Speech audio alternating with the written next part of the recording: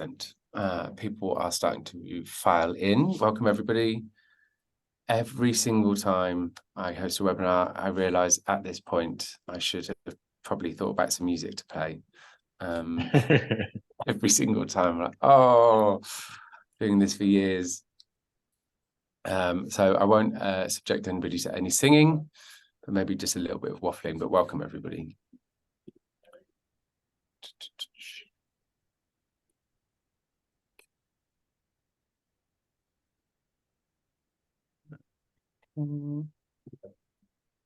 Just wait for some more people to dial in.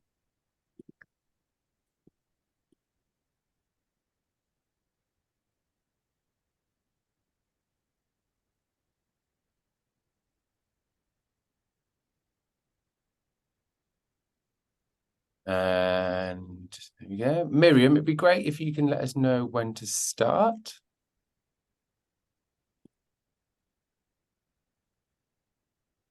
Perfect, there we go. People are dialing in now. So welcome, everybody. My name's Daniel. I'll introduce myself a bit more very shortly, but I'm just going to wait for a few more people to dial in, and then we shall start for today. This will be just for an hour, so I hope that we can start very much on time, because there is a lot of very useful and valuable information, I suspect, to hear from our guests. So I want to make sure that we give them as much opportunity to share their wisdom as possible. So yeah, hopefully we won't be much longer. There's a really good prompt in the chat here. It says, where's everyone calling in from? I'd be interested in seeing where everyone's calling in from. I'm in Medellin, by the way. From San Diego, Mexico. US is in the building. Yes, a lot of people from the US. This building, this call. Algeria. We have someone from Egypt, India. Someone from Minnesota. The only reason I like saying Minnesota is because of the accent. Minnesota. Ecuador, Ethiopia. Oh, Ethiopia, nice one. I see Barcelona in here. Jersey. Bulgaria. Jersey. Jersey. We got Viva Las Vegas in here. Love it. Right. I think that's enough time for people to dial in. We're recording this as well, so we will be sharing this with everybody afterwards as well. So again, huge thank you for joining us here today. This is a webinar in conjunction with Remote Workers Worldwide and Remote Year, and we hope to be just talking about some of the tips and tricks that will help both people who are starting out as a digital nomad or remote worker, but also some people maybe who have been doing this for a really long time. Hopefully there'll be some valuable insights within this webinar for you too. So as I say, it's in conjunction with Remote Workers Worldwide and Remote Year. I work for Remote Year, and some people might be like, who are Remote Year? You may not know. We have been operating since 2015, and we are a company which facilitates the remote worker lifestyle. So we operate in about 20 cities around the world, and people travel with us for 1 month at a time, up to a 12-month period. We take care of all the logistics, like the accommodation, your transport, co-work space, events experience, and that all gets packaged up within the Remote Year community as well. And that community is over 5,000 people now to date since we started. So amongst all of us, we certainly know a thing or two about building connections, which is what this is all about. And our community as well, I say 5,000 people strong to date. Over 90 nationalities I've represented, 261 programs, and each program is at least a month. So 261 programs we have undertaken, huge age range, 21 to 27. So we're a very, very diverse community. And we brought some of those people here today just to learn a little bit more about them and some of the tips and tricks that they have learned in this lifestyle. One of those people I'm going to hand over to in a moment. So just to explain, my name's Daniel. As I said, I work at Remote Year. I'm the VP of Experience. I've been here for 2.5 years. In terms of being a nomad, I am a part-time nomad, which means I have a base in London, and then I spend about a third, half the year traveling to different Remote Year cities. And I'm also going to pass you now over to one of our other hosts, Chelsea. Chelsea, it'd be lovely to hear a little bit about you in your own words. Yes, thank you so much for having me. I'm Chelsea. I'm a podcast host, and I host the podcast In My Non-Expert Opinion. I talk a lot about traveling and digital nomad lifestyle. So if you're curious about that, go check it out. And I also I pivoted and made it my career. So now I do podcast strategy and coaching, and I help people launch their own podcasts. And right now I'm a full-time nomad, and I'm in Bucharest, Romania. Thank you. As I said at the beginning, this is a webinar in conjunction with Remote Workers Worldwide. We were speaking with Remote Workers Worldwide, and we were sort of talking about the value of building connections and where we could sort of offer some value. We actually polled a lot of people within the Remote Workers Worldwide LinkedIn group. That's over 120,000 people strong. So if you're not a member of that group on LinkedIn, I thoroughly do recommend that you join straight after this. But we did send a poll to that community and sort of asking, what are the sort of biggest areas that you struggle, where you may need support as a digital nomad? And there's sort of an overwhelming response that people felt like just finding different connections and finding valuable connections is where people may struggle the most. And so, Chelsea, I know you're going to be asking our panel of guests lots of questions, but obviously you live this lifestyle too. And so for you, kind of like, it'd be great to understand a little bit about your story and how sort of finding connections has played a part in your life. Yeah, I quit my corporate American job in 2019 and I moved to Australia. And then after a year there, I went to Germany. And then after that, I really started the digital nomad thing of bopping around. So officially, I've been like independent for 4 years, but I would say digital nomad at the pace I've been doing it has been since last summer. And it really kicked off with a 4-month remote year program. And ever since then, I switched between solo travel and group travel. And I would say that connections are pretty much the number one thing that keeps me going. I've done a lot of solo travel, and I don't think I could keep going at the pace I'm going or even feel motivated if I didn't have connections all over. Nice. Hopefully we will be hearing more about your own experience as we go through. But as I say, there's another 3 people on this call. Chelsea, I'm going to hand over to you at this point. Yeah, absolutely. Thank you so much. I know we have an incredible variety of guests today, and I'm so excited to hear from every single one because everyone has such different backgrounds. So I would actually love to start with Jermil. You're the Director of Partnerships at Remote Year. Why don't you tell us a little bit about solo travel? Like, what's your story, and walk us through your first venture into this lifestyle? Yeah. Well, welcome everyone. Thank you all for having me, Remote Year and Remote Workers Worldwide. I get to poke my head out of my own little world and partnership world over here and speak to everyone. So I'm super excited to be here. So thank you for having me. My digital nomad journey began in 2018. A really good friend of mine, he just kind of disappeared off the face of the earth. No one knew where he was. He deleted all his social media, and then out of nowhere, he rejoined social media and just flooded us with all of these incredible photos, videos, and stories of him traveling around the world for a year. And I contacted him and he said, "Hey, I did this program, check it out." And the day that I opened up the Remote Year website, I signed up for a 12-month program right then and there. Didn't know how I was going to do it. At the time, I wasn't working a remote job. I was working downtown in Los Angeles, full-time, corporate life, but also pursuing professional acting, modeling, and dancing. And it was at that moment that I knew that I needed this lifestyle. It was the reason why I blindly, booked a 12-month journey. But I'm a huge believer in just putting the work toward what you want to manifest. And so a year into this job, I ended up transferring to the remote after hours team that allowed you to work from home. And so then I got the remote job, and I set off to travel the world with Remote Year. Didn't tell my company that I was going to do a remote year, so that was a very interesting like place to traverse for the next few months that I was doing my program. But it all ended up paying off, and that's basically Most of my travel was solo travel until I joined my remote year program, and that thrusted me into group travel, and I'm still, very much connected to my, the 24 other people who I was traveling with for that time. And it gave me all the tools and tips and tricks that I use to this day, 4 years later. So happy to talk about that a little bit later on in the chat today. I cannot wait to hear those specific tools and tricks that you have. And I feel like it's a secret that everyone on a remote year or like any group program, someone is like secretly traveling and hasn't told their boss and just has the white background. It's very funny to hear that. That was part of your story too. So funny. So Dulce, what about you? You're a Latina entrepreneur, a business mentor. I would love to hear about your professional success before you became a digital nomad. And then how did you end up where you are today?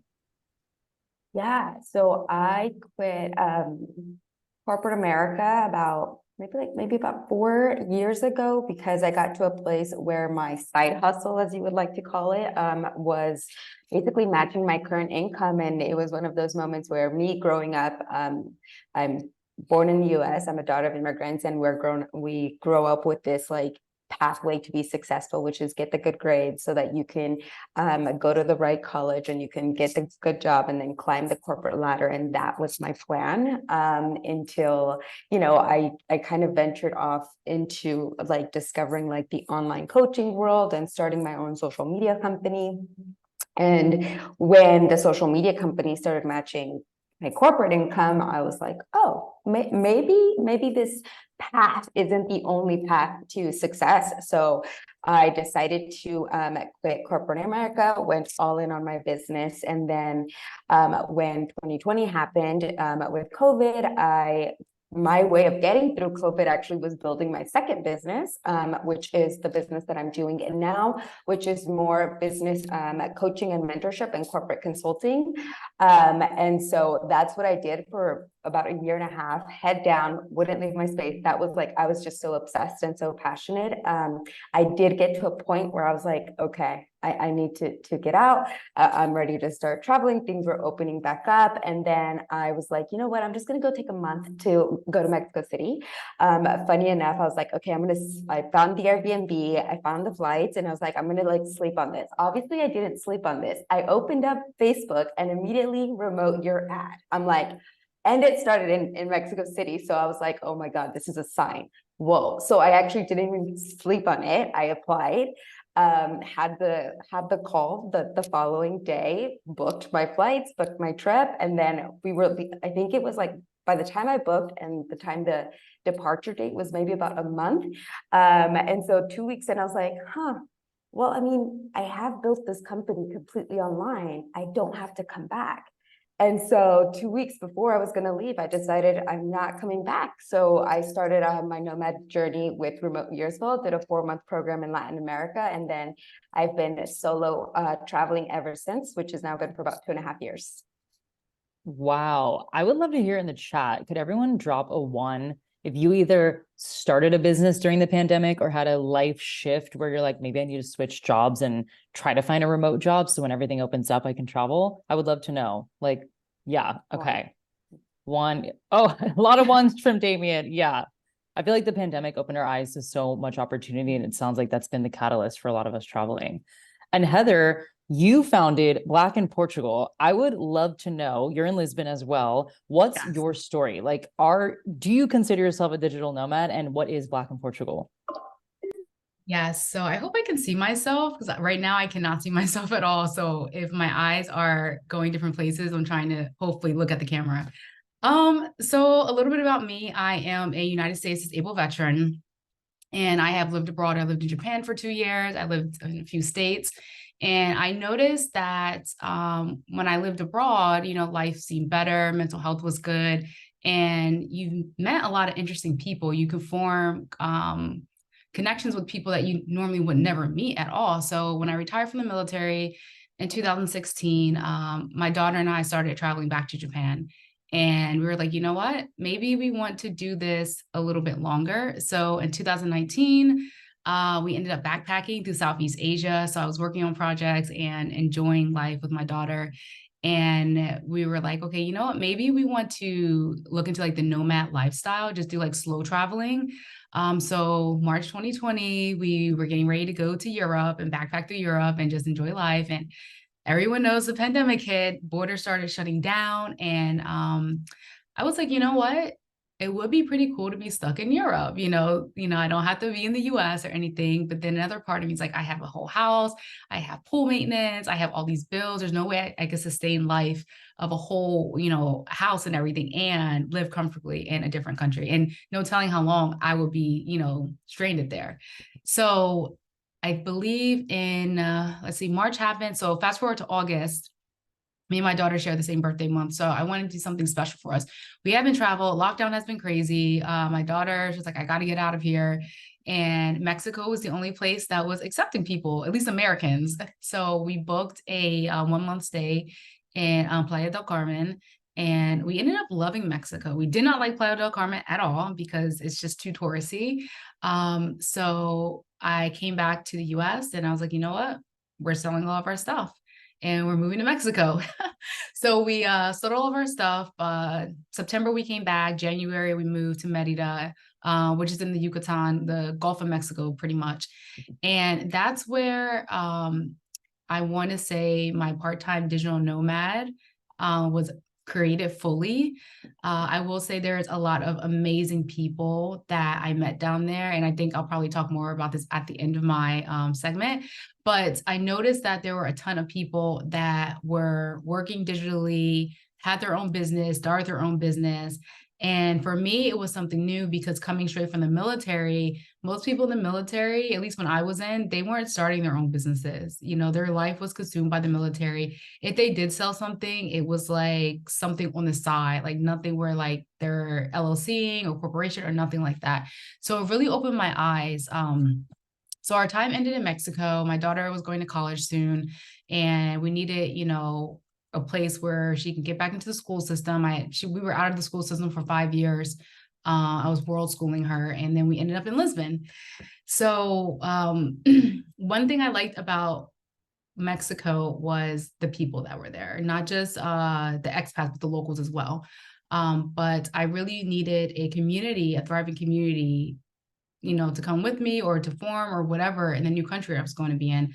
I'd only visited Portugal one time back in 2010, maybe 2011 on deployment. And if you're in the military, you know how deployments go, especially the Navy. You get off the boat, you're half drunk the whole time, you don't remember anything.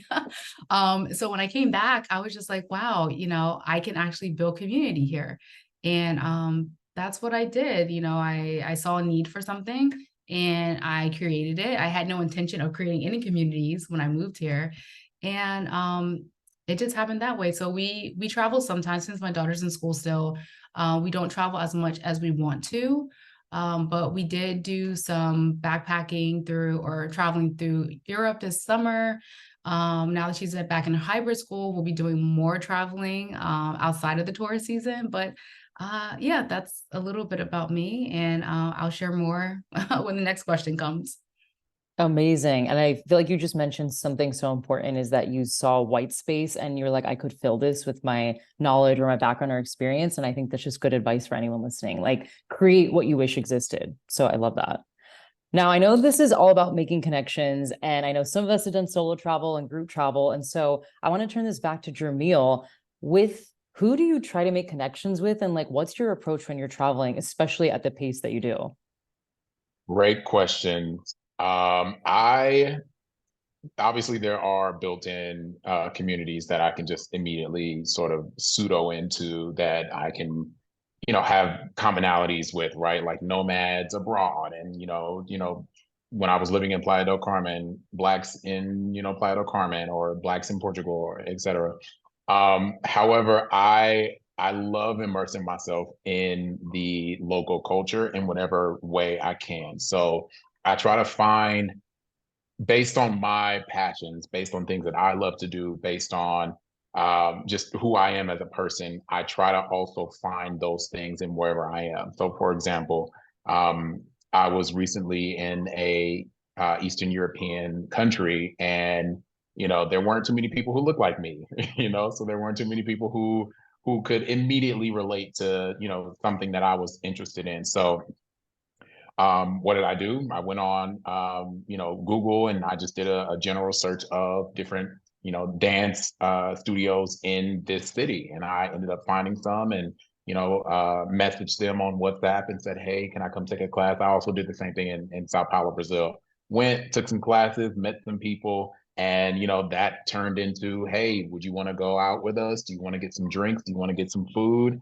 And I really love that you know, I can take the things that I'm passionate about or the things that I'm interested in and use that as ammunition to go out and create my own community. You know, like I train, you know, in the gym, you know, 3 to 5 times a week.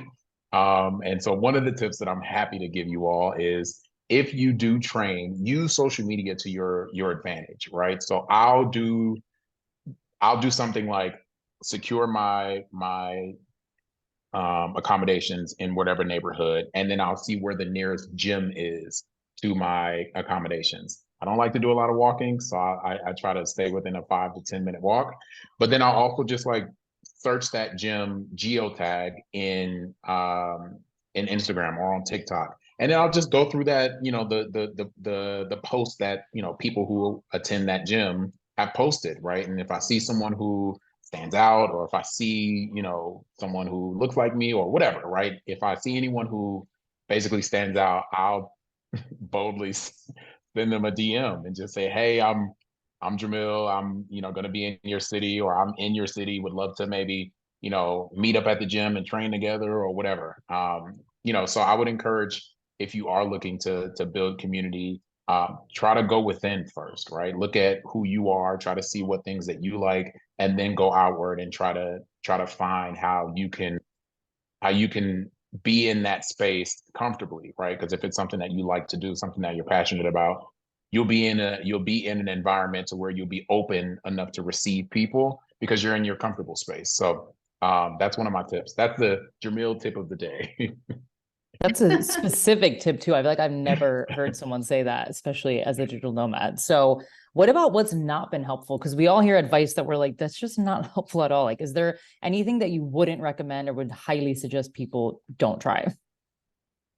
Well, if there's one thing that I would recommend people not try, and again, take this with a grain of salt because everyone's different. Everyone has different passions and interests. But what doesn't work for me is the club, nightclub, bar scene. That just doesn't work for me. The music's too loud. You know, I'm already hard of hearing. So I'm always like, huh? Well, I can't hear. Well, I don't understand what's going on here.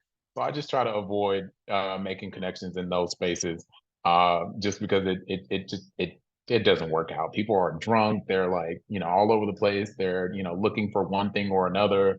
Most of the time surface level. So, you know, I try not to find my meaningful connections in those spaces. You know, I try to find them in spaces that, you know, I can pay someone a compliment and they can hear it and they can receive it and they can, maybe open up the conversation to even having more. Also, utilize Ubers, and I'm notorious for making friends with my doorman. I always have like a doorman in whatever accommodations that I book, and my doorman is like my ace boon coon, my right hand man. I always make sure I say what's up to him. I always make sure he knows my name, my face, for a number of different reasons. But you know, they're always a wealth of knowledge as well. So just the people who are just automatically going to be around you, you know, make friends with them, make them a part of your community. And you also said you're really bold. You're just DMing people with those geotag gyms. But what is somewhere where you struggle? Do you struggle at all making connections? I can be a little awkward. I can be a little awkward. I can be a little serious. And I think the people who are at least curious enough about me and where I come from and want to hear my stories, I think those are the people who I connect with the most, because in that way the energy is reciprocated. I'm giving, they're giving, you know, there's an even exchange, you know. So as long as the person is open as much as I am, that's where I find the most ease. There are some people who are socially awkward, and that's where I find the most difficulty in making connections. Thank you. That's super honest. And someone says they appreciate your perspective in the chat, and they also relate to not wanting to meet people at the nightclub. So I feel like these tips are really helpful. I love to talk to Dulce. I know you have your own business, and so you have this different layer where I'm sure you're trying to take care of your business, but you're also traveling to make connections. So what's your approach to making connections on the road? Yeah, that's a great question. So I join a lot of the free public communities, whether it's Facebook groups, meetups. The beautiful thing about Facebook groups too is you can just put in the city that you're going to be in, and you will most likely find an expat group or a nomad group or a travelers group. And then within those groups, the key is to find the WhatsApp group, because that's what's most active. Facebook group is just like the initial to find the connections, but there's always a WhatsApp group that's happening inside. And then once you're in the WhatsApp group, honestly, for me, I just kind of do a brief introduction of who I am and what I do. And I'm going to X coffee shop to co-work from this time to this time, because when you are trying to connect with other people to co-work at different coffee shops, not only I like to walk, so I like to walk like 20-30 minutes away, because I feel like that's a great way to get to know a city. And then I'm going to new coffee shops all over the city. But when you are meeting other people who are also co-working, it's because they either have a remote job, or more often than not, they're also entrepreneurs. So for me, it's a great way to connect with other entrepreneurs, find out what type of work they do. I've met some really interesting entrepreneurs of fields I didn't even know exist. Like, you don't know what's out there. So it's definitely a great way to just brainstorm and connect. Because there are also a lot of students and younger people that travel, which is great. But if I want to connect, have more professional connections, I always go the co-working route. Definitely recommend that. Co-working and co-living is such a hack to meeting people, that because you almost just know that everyone there also wants to meet other people. Yeah. What about in terms of the most productive way to make connections? It sounds like you said the WhatsApp and Facebook, but what are you actually typing? What are your prompts? How are you asking people? Do you have anything that you say when you join these groups? Yeah. So I will normally just share that, I'm an entrepreneur, that I'm traveling. I'm going to be, try to take the legwork out of, trying to go back and forth with anybody on dates, on location. And so I decide on the date and the location, and I put that out there and then make it public for anyone and everyone to join. Sometimes I'll have one person, sometimes I've had 7 or 8 people. So it's very different. And it also varies country to country, because I'll be honest, when I have been in, when I lived in Bosnia for a month, there weren't very many nomads living there. A lot of travelers passing through, but I didn't meet other, my connections there were all short and sweet, beautiful. But I also kind of go into every country kind of with the intention or understanding, this is the popular hub for travelers, Mexico City, Colombia, Lisbon, love Lisbon. But some cities, not so much. So I just kind of embrace what I'm coming up with that month. Okay, recording stop. We're back in action. What about where you find some challenges? Because it seems like you're very organized with your business, and you even have a way that you make friends, but do you find struggles when you're making connections? Yeah, absolutely.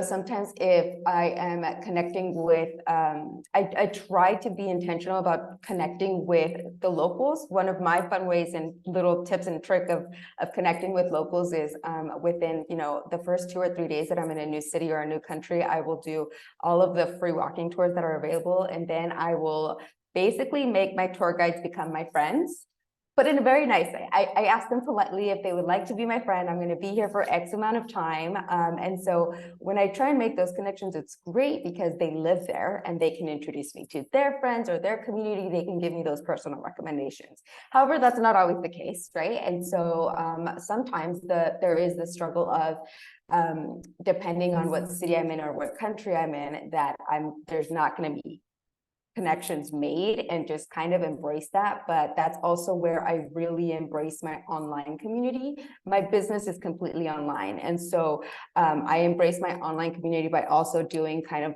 a co-working session with my online community. And I invite people to join the link, and we're just co-working and doing little introductions in the Zoom. In the past, I've also done like virtual coffee dates with my social media community or with my email community. And that's been really helpful to kind of support when I'm not able to meet professional connections in real life traveling. I love that. It feels like there's an intention in bringing like-minded people together, whether that's offline or online. And you really are like the curator of that experience. Amazing. Heather, I know you have a bit of a different story because you're not as full-time and maybe as fast-paced, but you're still a part-time nomad. And so I'm curious for you, why did you set up Black in Portugal, and what do you find the most effective in making connections for Black in Portugal? So it kind of goes back to what I was saying. I was living in Mexico, and as a single mother, you're traveling to a new country, you don't know anyone. And in Mexico, I just met some amazing other single moms that we all came from different backgrounds, but we had one thing in common. We were single moms and we had kids, and even though there was also an amazing Black community, and that's how I found, those moms through that community, I think it was just something extra special because what I'm finding when I'm traveling, when I'm going to different countries, there's not a lot of single parents that look like me that are traveling at all. Normally, if they are traveling, they have like a spouse or they're with their families. So it was just something very important that was close to my heart. So when I moved to Portugal, there was a Facebook group called Black to Portugal, and nothing was going on there. It was a group, people were in it, there were no events going on. There was like nothing at all. So I remember one of my friends told me in Mexico, if the community that you want doesn't exist, you have to create it. And that's what I did. So I arrived on my birthday, August 27th. And a week later, I hosted my first meetup or event, and it was a brunch, and 11 women came out. And since then, I was like, wow, I'm meeting all sorts of people. One of the girls who's still on my team right now, Ashley, she was with Remote Year when I first met her. Well, I think she just finished Remote Year, but she was part of the program. And it's just interesting just meeting someone like that. And then people that are just passing through, people that are here for 3 months, whatever the case is. So I like the feeling. I love to see people forming organic connections. I love to see people tagging me and posting, hey, we met through Heather, this, and that, and seeing that, wow, like people are out there traveling, doing their own thing together with people they met through me. So Black in Portugal was formed really to create community, especially for the Black and Brown community, for people that are living in Portugal, visiting, or wanting to relocate. It's something that's really dear and big. There's plenty of expat communities. There's plenty of digital nomad communities. But I also think having a safe space for Black and Brown people, anyone that identifies as a person of color, is very, very important. There are things that we experience that other ethnicities and races do not experience at all. And having a safe space where we can talk about it, not just even Portugal related, people traveling through other countries and just sharing their experiences. If someone has a question like, hey, I want to travel to Peru, what was your experience as a Black person or person of color? It makes it very, very, very relatable. And what was your second part of the question? Oh, just what are the most effective methods in terms of bringing in those connections to Black in Portugal? How do you find those connections? Oh man, okay. So are you talking about expat connections or local connections? Maybe both, because I think maybe everyone attending might have that experience, either they're local or an expat. Okay, so it's a little bit different.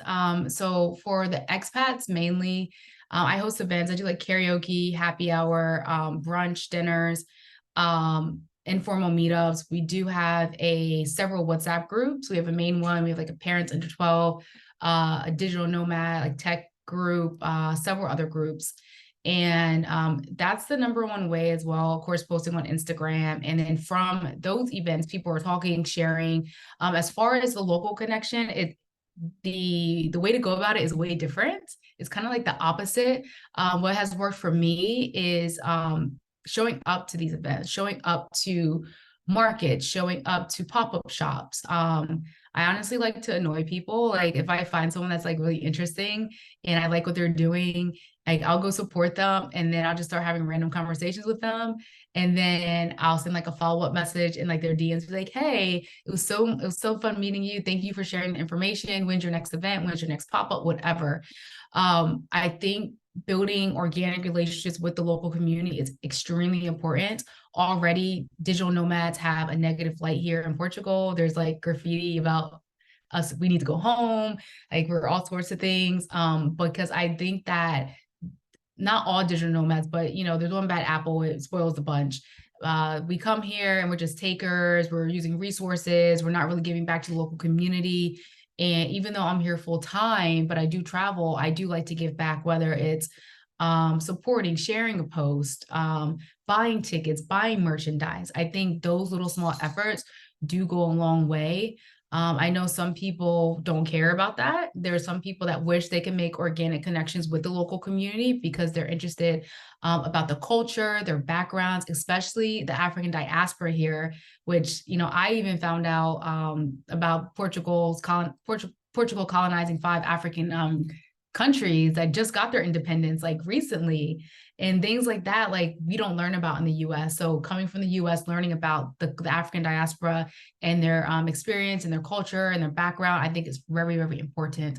What I will say will not work 100% is coming, flashing your money, thinking you can just give money and like, oh, you need money for your community, here's money. I feel like that's not the best way at all. You know, it sheds like a negative light in a manner, like white saviors. We're Americans, we have all this money, we're coming to a country that doesn't have as much money as we do. There's better ways to go about it, especially making local connections. And coffee shops are a great way to start talking to locals and the business owners, and for them to know your name and just like learning Portuguese. So it was a good cultural exchange. That's amazing. It sounds like you go out of your way to like plant seeds wherever you are and then build those connections and nurture them, not just like you said, kind of fleeing in and out like a buzzing bee. It's like, no, I want to build roots here. Amazing. I just bought this book, The Art of Gathering. I know my screen is blurred. Full disclosure, I'm only on page 25, but the founder of Meetup gives some of the same advice that you give, is be really specific. So instead of saying like people in Portugal or women in Portugal, you have the title Black in Portugal. And anyone that's listening, this could be a tip too, is like, don't be afraid to go search for your specific niche. Like I saw someone in the comments say something about being introverted. I know there are meetups where it's like introverted artists in Romania, right? So I think that's a great tip. And I think you're building that community for specific people that need that safe space. So thank you for what you're building. I would love to know, and come back to Jamil for a second. You know, in hindsight, we always wish we did something different or maybe tweak something, or we, you know, give our younger selves advice. So what advice would you have given yourself when you first started your journey? Great question. You have so many great questions today, Chelsea. Thank you.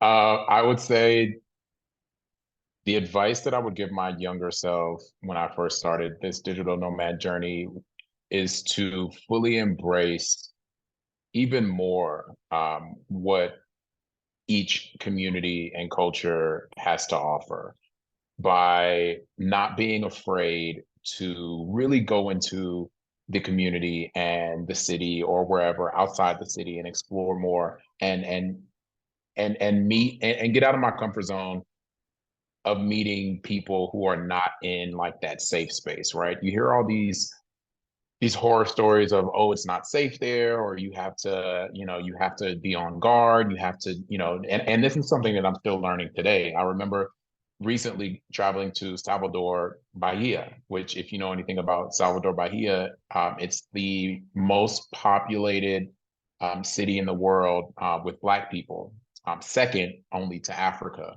And I remember, just that alone, I'm like, sold, I want to go. And everyone who I told that I was going to go there, they all said the same thing to me. It's very familiar what you would hear about going to a place like Rio de Janeiro. It's so dangerous. It's so this, it's so that. Now, where I come from, danger is, I've learned it's two different things, right? Danger in these parts of the world where people are like warning me, had me in a mindset that I was going into a dangerous situation, like where I come from. And that closed me off from making myself available to connect with people in just an aura, a vibe kind of way, right? I found myself grimacing and just kind of being like, like, don't come over here. Like my energy was closed off, it was very dark.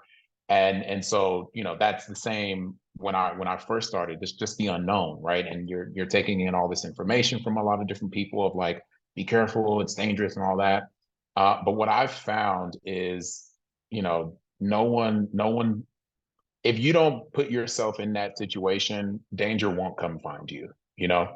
So I would tell myself, stay as open as you can. Don't be naive. Don't be out here, being flashy and, doing the most and attracting unwanted attention to yourself. But also know that you have all you need to connect with people, your energy, your vibe, the way you can, the way you communicate with people, the way you show up for people. You have all the tools you need in order to connect immediately with people. So just trust that, go with that, and watch all of your connections, last even longer. That's what I would say. I love that. What about anything that you wish was easier? Like maybe if you could dream up an app or a website or something, like what for you would be an easier way to make connections? I wish there was a way that I could. I think language barrier is the most difficult, because as much as I love traveling through South America, mi español es creo básico pero suficiente. That's in like some parts of Latin America, right? Central and South America. And then you have Brazil who speak Portuguese. And then I'm like, oh my God, now I have to learn obrigado and todo bem, and right. It's like the shift. And I think that's the major barrier is like that language. But there's so many tools out there that I use. Google Translate, is definitely a huge one. But then also just I think the universal language of like body language helps so much, right? Like I think everyone understands if I say, if I point at something, like let's say I'm at a restaurant and I point at this specific thing on my plate and I do this, right? That means I can't eat that, right? So just knowing and understanding different social cues in order to, navigate your way in these places, I wish was a little easier, especially on the verbal communication side. Yeah. Do you have any tools outside of Google Translate, like any courses or apps or anything that help you as well? Obviously the free ones, Babbel, Duolingo, those are all just really good tools or apps just kind of brush up on. But there's nothing like just getting in front of someone, right? Like learning those, not necessarily slang, but there's just different ways that different communities say things, right? In Mexico, they would say "Órale Holmes," right? Like Holmes. But in Colombia, they say "Parcero," "Órale Parcero," right? So, and the only way you're not gonna get that on Duolingo or Babbel. You're gonna get that talking to people, in your everyday life. So where I wish there was something that was a little easier, I feel like I already have it. It's just, you just have to put in enough time, energy, and effort to get over that barrier. Yeah, agreed. There's a, intention that goes into it, but is even a little bit of intention, like you said, being able to order a water or coffee shows the locals and even expats that you're interested and want to build a relationship. So that's super helpful. Yeah. Dulce, what about you? I know that you've been doing this for a while now. So if you had to go back in a time travel machine and be like, girl, here's what you could have done differently, what would you have said to yourself? You don't need to pack as many things as you think you need. Especially when you're like, you'd be surprised what you discover about yourself when it comes to like your packing. I would say you can find anything almost anywhere when it comes to like your toiletries and your clothing and things like that. But that would definitely be one thing for sure. And then number two, like there's a solution for everything. I've gotten my wallet stolen. I've lost airlines have lost my suitcases. I have showed up to an airport where my flights were canceled and no one's thought they should tell me anything. I have accidentally overstayed my visa in Egypt. Like I've done all the things. There's a solution for everything, I would say, as well. I think that's one of the biggest things is lessons learned in mine and something I would just remind myself before getting started my traveling. It's like, you can figure it out. Do you feel like having connections in different places makes some of those situations easier? Like when they lose your baggage, like do you have a friend that you're like, hey, can I stay over or borrow clothes? Or how have connections played a part in some of these challenges?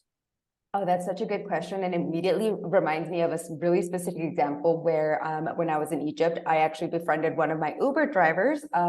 He spoke great English, so we were able to communicate just fine. He himself was a traveler, and I was going to be basically I had decided he helped me book like a last minute trip to do like the to stay on the boat to go from Luxor to Aswan. And so he ended up holding on to my suitcases and taking them to his parents' apartment and holding them for me while I went away for a week, came back, picked me up at the airport. And then when I was leaving Egypt, drove me back to the airport. And like, I came back to Egypt recently for a wedding and he picked me up as well. And so it was just a really great kind of like just connection where now I feel like I know someone in Egypt. If a friend of mine is wanting to go, I can be like, hey, I would definitely recommend this person to pick you up from the airport. If anything happens, here's his WhatsApp number. He's so very nice, happy to help you type thing, and which is just a great way of maintaining those connections. Oh, that's such a good tip. I think Jamil said that too, like becoming Yeah. best friends with the Uber drivers, cafe owners, like you really never know when those connections come in play. What about specific examples or tools that you use now that make things easier for you? That make things easier for me, like traveling. And making connections. Oh, and making connections. I will, one of the things that I do is in most places, especially like, for example, if I've stayed at co-living, I've made really strong connections with like 1, 2, maybe 3 different people, because I'm really great with one-on-one connections versus the big group settings. I feel like you can just go deeper and make deeper connections. And so what I do is I have an ongoing list of like the friends that I make that I really want to make sure I keep in touch with. And like every month I'll do like 5 to 7 of them where I reach back out. I send them voice notes on WhatsApp, or I just send them an updated, like one of my favorite things when I get to a new country is just send people selfies. Like I send my family, my mom, and then I send like 4 or 5 friends, just a little update of like greetings from, and then I have a little like peace sign from whatever flag is behind me. Because I feel like even though I'm posting everything on social media, I always, my friends and family are always like, where are you from? So one of the ways I try to be intentional about keeping up with those connections, especially because I am traveling and moving so much, is by just keeping a list of like, these are really important people in my life that I want to stay in touch with, whether I'm able to meet up with them to travel or not. We just had a really beautiful connection. So I want to keep this going.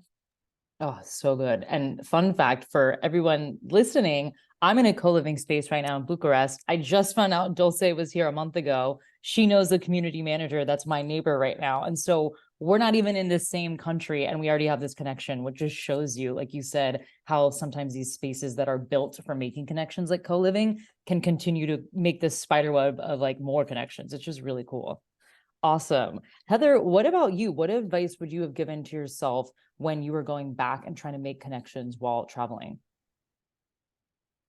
Oh man, I think such a hard question. I feel like I've been a very open person since I've been living abroad and traveling. I would say, I don't know. It's I feel like I'm just like I always like to meet new people. So I think I would say bring someone else along with me when I meet someone, not for like a safety thing, but sometimes I know someone said in the group that they're introvert. I'm an introvert. People don't believe it. Like 100%, I'd rather be at home in my bubble with my dog in a blanket, relaxing. But I think sometimes when it's one-on-one or you're meeting up with someone, you're like, hey, friend or new person, do you want to come with me to go have dinner or lunch? Because some people do better in just one-on-one situations or small groups versus large groups where it's just like, okay, so much information coming at you. It's just like a lot. So I will say I would have liked to do that from the beginning. But now that I'm like way into the game right now, I'm just like, that's what I do now. And if someone comes solo, I'm like, hey, try to feel their vibe and their energy. And then I'm like, oh, I know a person. Hey, Marissa, meet Tanya or something like that. And then that's how that connection gets going. And it normally, for the most part, I'm normally on point with connecting people. But if not, then I see them like by themselves and like I'll come over and talk to them. So yeah, forming more one-on-one connections, I think I would have done better or gone back to do. That sounds like you're a super connector too. There's like those personality tests, and one of them is super connectors of people that are just like you said, Marissa, you get along so good with Mike. Like, I think you guys should meet up. And having these type of people in your life is incredible if you're trying to make connections. Yeah. Are there any specific like recommendations, tools, or tips that you use now or wish existed to make making connections easier? Yes, I've wished that well, first, the language barrier. I know Jamel mentioned Google Translate. However, a lot of the translation software out there is for Brazilian Portuguese and not for European Portuguese. So if you don't know, Portuguese has two different dialects. Some words are not the same in Brazil as they are in Portugal. So I like to use the app Deepl, DEEPL. That's really good. Also, don't use Duolingo if you're thinking about coming to Portugal and you want to speak European Portuguese. The sounding is completely different and wrong. So some of the apps, I feel like there are a lot of good apps out there, but I wish there were more apps that you can actually verify like real people that are really intentional. I've been on a lot of apps, and they're like spammy people in there that just like make an app and like they're trying to sell you crypto. They're trying to like, so it kind of like turns you off from using the app because now like you go on there, being intentional to meet people. And now like you're getting hit up with all this spam. But outside of that, I do think in-person meetups are better. Or if there was an app out there where you can meet people online, like there used to be a website back in the day, I think it was called Meet or something like that. And you just meet random people in chat rooms. This was like in the 90s. So it's probably a horrible concept right now. But I would go on there as a teenager to meet random people, not a good thing, but I wish it was something like that now. You can meet other digital nomads. You can meet people in the tech. You can meet people, just whatever niche, whatever your interest is, and then start forming organic relationships. So I do feel that if you make a connection with someone, then you're like, hey, I'm going to Bucharest, Romania. Oh, wow, I really wanted to go there. Hey, let's meet up. Let's see when we can meet. I'm going to be there till June. Maybe you can come in April. I think having that opportunity to organically meet people where it's not forced, or you're not just meeting people like on a group trip, but you don't know any of these people. And sometimes like it may not be the best fit for everyone to meet people like that. But I wish there were more apps out there. Who knows? I might create that app and it might be an amazing resource out there one day. Create what you wish existed. It's come up again. Yes, Amazing. yes. Thank you so much for everybody. And actually, Chelsea, so while you have been asking these questions, there have been a lot of brilliant questions coming in from people viewing. I was going to say from home, but actually not necessarily from home, just viewing the other side of their screen.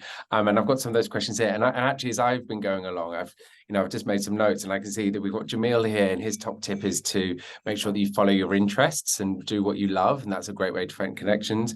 We've got Dulcie, who's saying that actually it's about consistency, and she uses co-works and consistency to build rapport with local communities.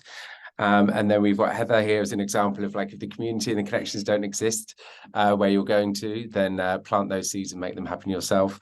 But also Chelsea's been throwing in, I can pick up from what Chelsea's been saying, that actually co-living is a really good example that Chelsea uses to her advantage to make some connections. So there's 4 different approaches there that each approach has worked very well for all of the people here today. There are a couple of questions I would love to ask, and Chelsea, bringing you back into this as well. We talk about just searching for like, and just there are WhatsApp groups for everything, but there's no directory for WhatsApp groups. So how is it you find those WhatsApp groups in the first instance?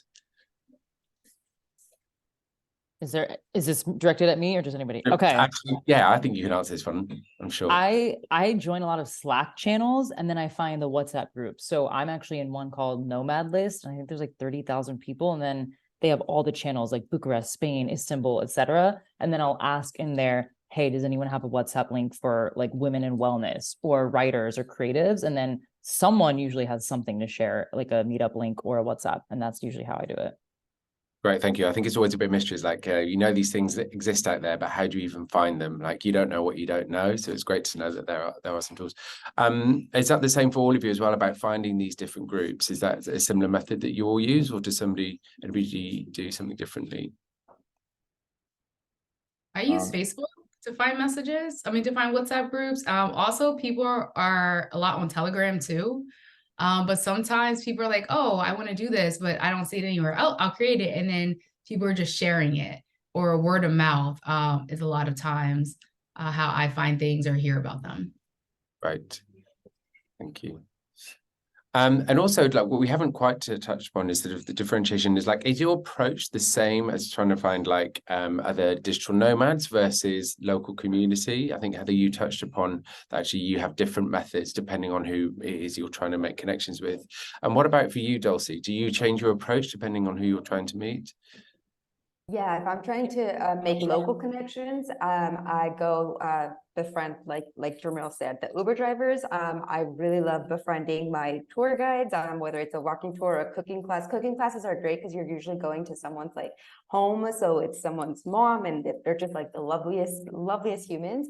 Also, Airbnb host, if you are in a place where there isn't a co-living, or you decided to do an Airbnb for whatever reason, you can also be really intentional when booking Airbnbs. Instead of, you can tell when it's like a corporate company selling out these Airbnbs versus a local who lives there and they're offering their home. I always recommend those, and then oftentimes they are more than happy to give recommendations. And I've actually met up with a couple of my Airbnb hosts for drinks or etc. And that's also another way that's how I will meet locals. If it's nomads, I go the Facebook, WhatsApp group route.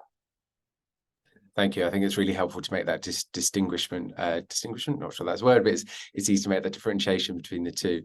Chelsea, I've got another question for you, because obviously you are a professional podcaster and you coach people on how to podcast. And, you know, you are traveling as a nomad full time. How do you go about finding connections to build like sort of partnerships for collaborations on your podcast? Is that something that you do as you're traveling around?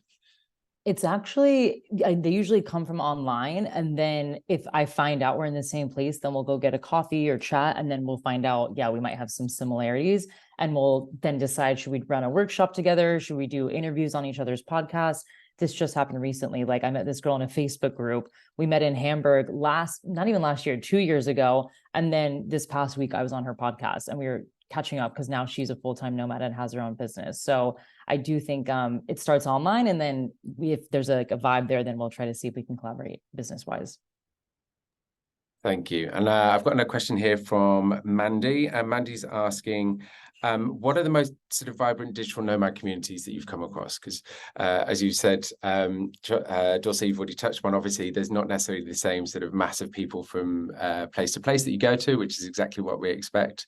So yeah, it'd be interesting to hear from you, from all of you. Like, if somebody's starting out and they want to make sure they're going to land somewhere where they are guaranteed to find a welcoming community, which places would you recommend? This is for all of you. Regionally, I would say in Latin America, Medellin, Colombia, Mexico City, in Southeast Asia, Chiang Mai, Thailand, Africa. There's surprisingly a huge digital nomad community in Dakar, Senegal. I loved Nairobi, Kenya, and then of course Lisbon, if I had to break it down into like different regions. Thanks, Jamil. What about you, Dulcie? Agree. Yeah, Chelsea, you can agree? I would agree. Yeah. Yeah, I agree. I would add Cape Town as well. Yeah. Yeah, very, very popular destination. And what about you, Heather? Obviously you're representative here of the digital nomad community in Lisbon. I think that's quite an interesting perspective of somewhere which is, you know, is become phenomenally popular within the digital nomad community. Have you noticed that there's been a change of the people who are coming through your doors? Yes, actually, Portugal just introduced a digital nomad visa recently. So that has enticed a lot of digital nomads that can stay here for, I believe, up to a year, and then renewal if they want to stay or leave. But yes, there's a lot of people coming that are digital nomads. And it's interesting because I've never met so many people that didn't have corporate jobs. You know, it's something new to me, a new concept to me. So it's very fascinating meeting new people like, oh, what do you do? Where did you just come from? You know, I have friends that spend like half the year in Europe, the other half in Africa, and only go back to the States, you know, just to visit family, or they'll split up 6 months in South America and then the other half wherever in Southeast Asia. So I think I don't think it's a phase. I don't think it's like just something to do. I think it's just something that's changing the world. And it's in such a positive way because connections that were never met before are now being met, new ideas, like everything is coming together. It's a great, great, great thing. Thank you, Heather. One last question, hopefully we can squeeze in. Dulce, is actually for you. Somebody wanted to know, when you are, obviously you're using co-work spaces that you found is a really good foundation for building connections. Very simple question. Is it about walking around the streets and spotting somewhere, or is it about online research for you to identify which co-work spaces might be best for you? I start off with online research, depending on what neighborhood I'm staying in that city, in that country, and kind of going somewhere nearby, unless, you know, there's a very popular, well-known co-working space, but that's a really good place to try. Also, like Google Maps is very, very helpful. People outside of the US aren't using Yelp. Everything's on Google. So you can really trust reviews with Google Maps for places to eat, co-working spaces, all the things. Thank you. I appreciate that. I'm really conscious of the time as well. We're a couple of minutes over.